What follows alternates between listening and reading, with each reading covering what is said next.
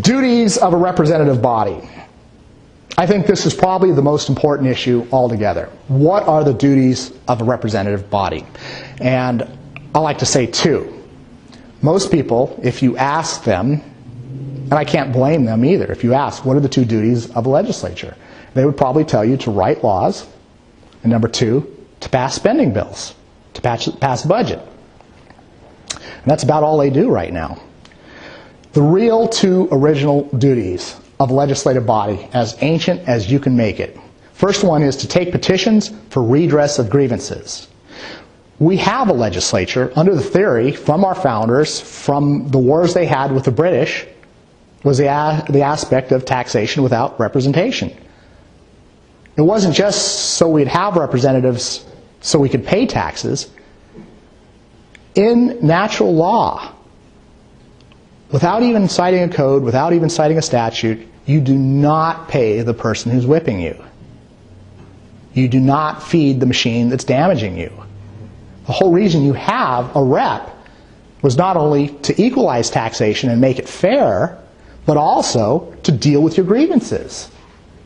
And at some point in time, you should be able to say, no, I'm funding machinery that doesn't fix itself, does not pull back, is damaging us, and yet that's one of the very things we have today. Our executive branch is expanding, the legislature gets smaller as the population grows, and we have fewer and fewer people to go to. And you're told by most people that if you've got a problem, hire a lawyer. And you better have the $250 to $450 an hour to pay him, if you're lucky. Otherwise, you're out of luck. Let me see here. Blackstone from England said that Parliament was to be permitted to sit annually only for redress of grievances. And he said, and dispatch of business if need be.